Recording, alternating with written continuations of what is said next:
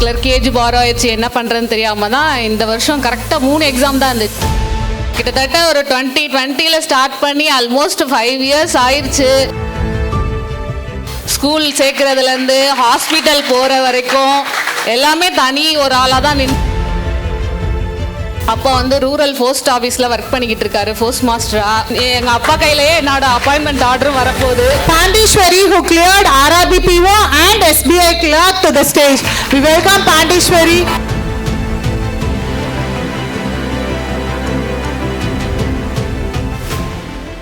எல்லோருக்கும் வணக்கம்.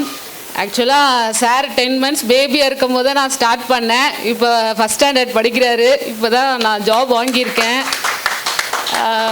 அம்மா தான் ஃபுல் சப்போர்ட்டுமே. எந்த எக்ஸாமுக்கு நிறைய பேர் பேரண்ட்ஸ் எல்லாருமே கூட வருவாங்க, ஆனால் என் கூட யாரும் வரமாட்டாங்க. ஏன்னா பையனை பார்த்துக்கணும், நீ பையனை பார்த்துட்டு வீட்டில் இருமா, நான் தனியாகவே போயிட்டு வந்துடுவேன், கூட ஃப்ரெண்ட்ஸ் யாராவது வந்தால் அவங்க கூட போயிட்டு வந்துடுவேன் அப்படின்னு தான் சொல்லி நான் ஸ்டார்ட் பண்ணேன். லாஸ்ட் இயரோட கிளர்க் ஏஜ் வந்து எனக்கு பாரோ ஆயிடுச்சு. என்னடா நம்ம பிஓ, அது வரைக்கும் எனக்கு பிஓ வந்து டார்கெட்டே இல்லை.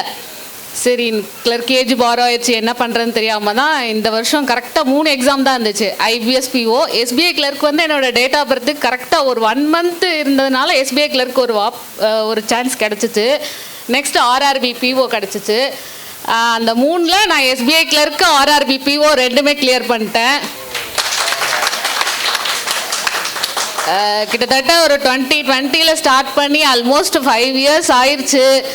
ரொம்ப ஸ்ட்ரகிளான ஜேர்னி தான். ரொம்ப இவனெல்லாம் ரொம்ப ஹாஸ்பிட்டல்லாம் கூப்பிட்டு போய், ஹஸ்பண்ட் வந்து ஆர்மியில் இருக்கார், அவர் வந்து அடிக்கடி வர முடியாது.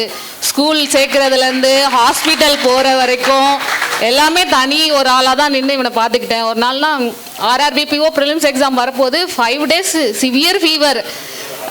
5 நாள் தொடர்ந்து ஹாஸ்பிட்டலில் அவ்வளோ நாள் வெயிட் பண்ணிக்கிட்டு இருக்கேன். சார் அட்மிட் பண்ணுங்க அப்படி சொல்கிறாரு. நாளைக்கு எக்ஸாம் எனக்கு. சார் ஒரு நாள் மட்டும் டைம் கொடுங்க, நான் எக்ஸாம் எழுதிட்டு வந்து அட்மிட் பண்ணிக்கிறேன் அப்படின்லாம் கேட்டுட்டு இன்ஜெக்ஷன் போட்டுட்டு வந்து இவனை அம்மா தான் ஃபுல்லு சப்போர்ட் பண்ணி என்னை இவ்வளோ தூரம் வர வச்சாங்க. இந்த இடத்துல அம்மாவுக்கு ரொம்ப தேங்க்ஸ் பண்ணிக்கிறேன். அப்போ வந்து ரூரல் போஸ்ட் ஆஃபீஸில் ஒர்க் பண்ணிக்கிட்டு இருக்காரு போஸ்ட் மாஸ்டரா. அவர் ஒவ்வொரு அப்பாயின்மெண்ட் லெட்டருமே போஸ்ட் ஆஃபீஸ்க்கு தான் வரும். அப்போல்லாம் நான் நினப்பேன், அப்போ சொல்வார் அப்பா, இந்த பொண்ணு கிடச்சிருக்குடா, டிஎன்பிசிலேருந்து இந்த அப்பாயின்மெண்ட் ஆர்டர் வந்திருக்கு, இந்த பிள்ளைக்கு கிடச்சிருக்கு அப்படிலாம் சொல்லுவாங்க. இவர் சர்வீஸ் முடிக்கவங்கள நம்ம அப்பாயின்மெண்ட் ஆர்டர் வாங்கிட்டு வரணும்னு நினச்சேன்.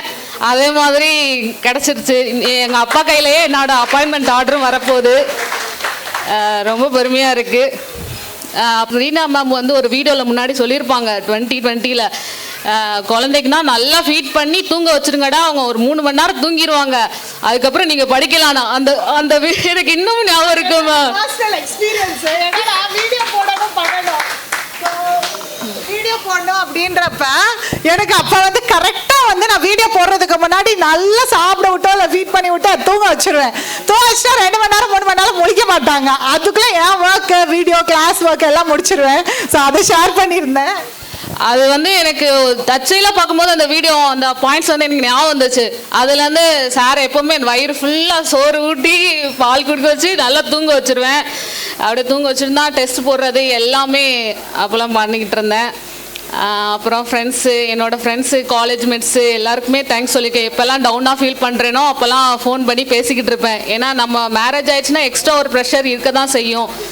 கல்யாணத்துக்கு முன்னாடி தெரியலை வேலை வந்து எவ்வளோ இம்பார்ட்டன்ட்னு, இப்போ தான் தெரியுது வேலை ரொம்ப ரொம்ப ரொம்ப முக்கியன்றது எனக்கு. ஃப்ரெண்ட்ஸ் எல்லாருக்குமே ரொம்ப நன்றி சொல்லிக்கிறேன் இந்த இடத்துல.